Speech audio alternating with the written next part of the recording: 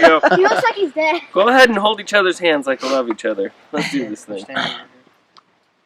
All right, here we go.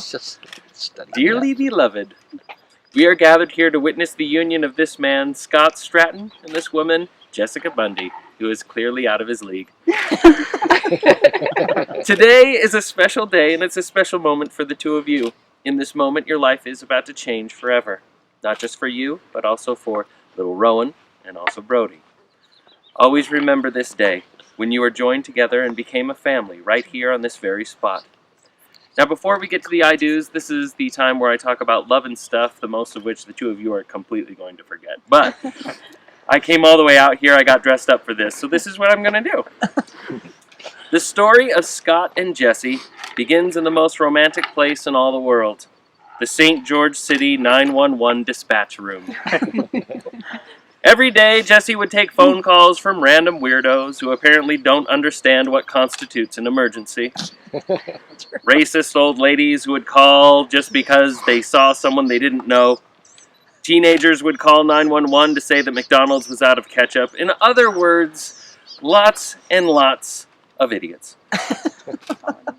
But she got to save lives too, which is good.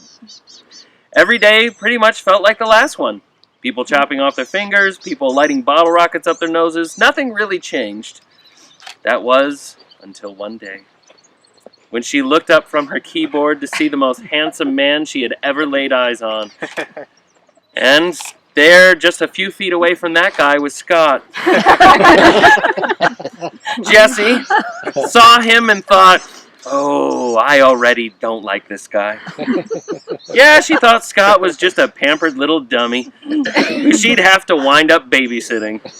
But over time, the two of them got to know each other. Turns out, in the dispatch room, there's a long time of waiting in between people calling 911 to tell them that they can't find their keys or that they burned their pizza. So, during that downtime, they got to talking. At the time, neither of them were even mildly interested in romance. Both of them were busy dealing with other people that weren't right for them. So, now, not being even mildly interested in romance or impressing each other, the two of them had the freedom to be exactly who they were. They became quick friends and bonded over things like people they both hated dealing with and drunk lunatics who would call at 2 a.m. Fast forward some time later, after all the paperwork was signed to break off things with their respective whoever's, the two of them went out. They went to Denny's, because Scott is fancy like that. They've been together ever since. Scott had said many things that he said many times that he would never ever get married ever again. Well, here we are. So either Scott's a liar or Jessie is a fantastic salesperson, but either way, here we are. I like the term salesperson. Jessie and Scott, the both of you have lived through a lot of things. You both know what marriage is, and you know that marriage is something that can be done right, and it's something that can go wrong. Well, when marriage is done right, it's a fantastic and beautiful thing. As you undoubtedly already know, a successful marriage requires loving someone even when they aren't being lovable. It requires giving respect for the other person, even when you disagree with everything they say. That's a great lizard. Marriage, most of all, requires forgiveness. And although it's true that it requires the maturity to put someone else before yourself, it's also important that you don't sacrifice so much that you forget who you are as an individual. I will tell you that from this moment forward, nothing in your life is to take priority over the comfort and well-being of the person you're holding hands with right now. Marriage is a relationship of give and take. That being said, it's important that you never take more than you give. Because marriage, if it's done right, then you are equals and you are partners. Nobody is in charge of the other one. Jessie! Sorry, allergies. It's not like one is a boss and the other one has to do whatever the other one says. Jessie! Jessie!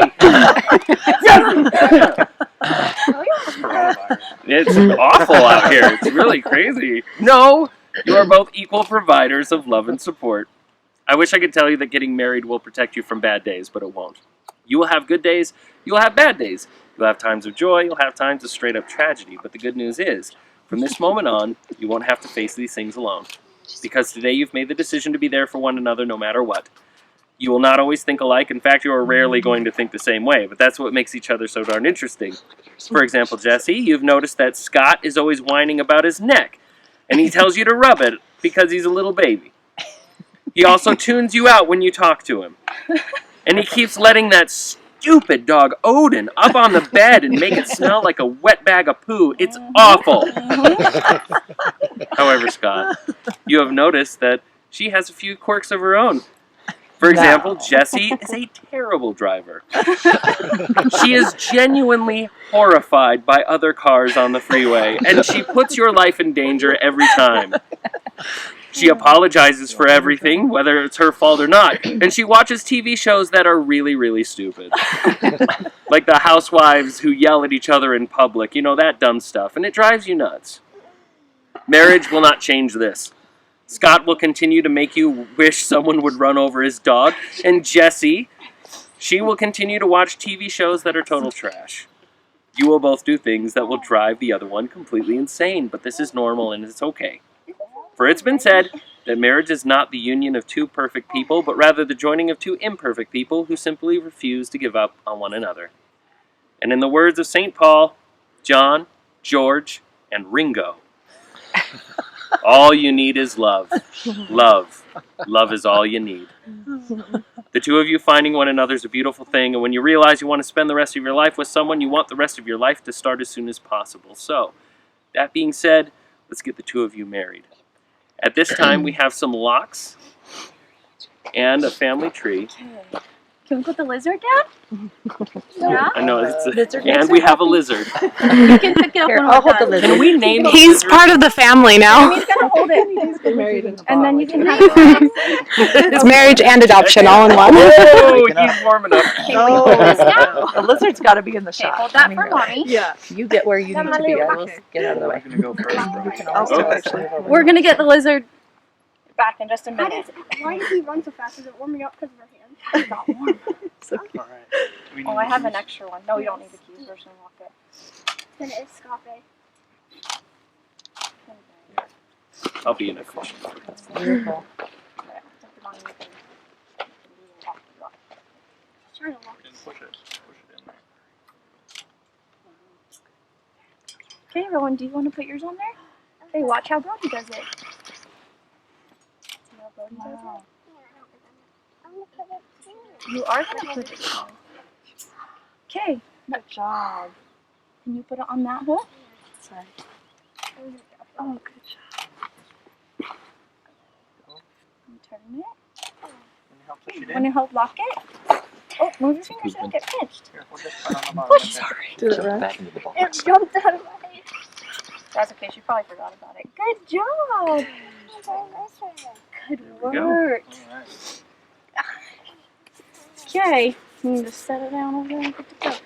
If it's moving fast, I don't know what she's doing. He's really happy. Yeah. Oh, this will be a disaster. All right. Oh, jeez. Okay, Brody.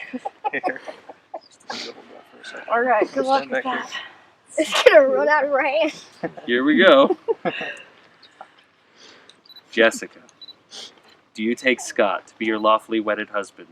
By making this commitment, you are joining in the lifelong bonds of marriage. Do you promise to honor him in love, for better, for worse, for richer, for poorer, in sickness and in health, to comfort him in times of difficulty, and to cleave unto him and none else for as long as you both shall live? I do. Scott, do you take Jessica to be your lawfully wedded wife? By making this commitment, you are joining in the lifelong bonds of marriage. Do you promise to honor and respect her, for better, for worse, for richer, for poor, in sickness and in health, to be sensitive to her needs and comfort her in times of difficulty, and to cleave unto her and none else for as long as you both shall live? I do. Very well. To commemorate this union, we will now exchange rings. First, Scott will place the ring on Jesse's finger, and repeat after me. Here we go. It's not tough. Jessica, in token and pledge Jessica, in token and pledge of the vow made between us, of the vow made between us, with this ring, I thee wed. I do wed. You do the same. You can put that box Scott, in token and pledge Scott, in token and pledge of the vow made between us, of the vow made between us, with this ring, with this ring, I be wed. I be wed. All right. Now, with the rings in place and your vows made before one another, these witnesses and Jackson the Lizard here today, it is my privilege to declare that by the authority vested in me as an ordained minister and also the legal authority granted me by the great state of Utah, I now pronounce you, Jessica and Scott, married. You are legally and lawfully wedded as husband and wife. You may now kiss the bride. Woo!